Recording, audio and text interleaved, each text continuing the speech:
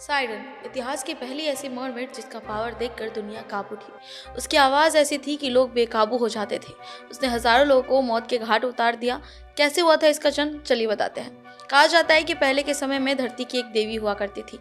उसकी एक बेटी थी परसोना, जिसके साथ 3 लड़कियां रहती थी। जब वह जंगल में गई तब उसका सामना हुआ हेड से, जो अंधेरी दुनिया का राजा था। उसने देवी की बेटी को उठा लिया और अंधेरी दुनिया में ले गया, पर वो लड़कियां बच के भाग आई।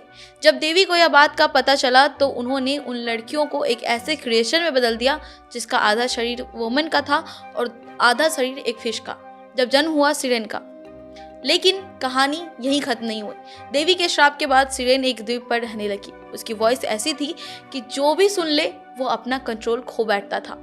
वो वहां गुजरने वाले शिप्स को अपना निशाना बनाती थी और उन्हें मार डालती थी। एक बार वहां से एक शिप जा रही थी जिसमें 50 से 55 लोग थे।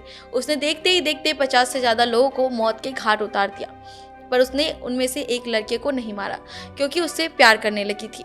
फिर क्या? लड़के ने उससे पूछा, तुम सबको क्यों मारती हो? सिरेन के पास इसका कोई जवाब नहीं था, क्योंकि यह उसकी मर्जी नहीं, उसका श्राप था। वो उसे बचाना चाहती थी, लेकिन उसकी आवाज ही उसकी सबसे बड़ी दुश्मन थी। जो भी उसे सुनता वो जिंदा नहीं बच सकता था।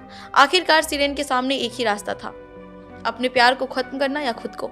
कहा जाता है कि उस दिन सिरेन ने पहली बार अपनी आवाज को रोक दिया और खुद को समुद्र की गहराइयों में डुबो दिया ताकि उस लड़के की जान बच सके। लड़का बच गया, लेकिन वो आवाज, वो कहानी उसकी जिंदगी से कभी नहीं गई। कत्ल और प्यार, चल पड़ी की ऐसी प्रेम कहानी।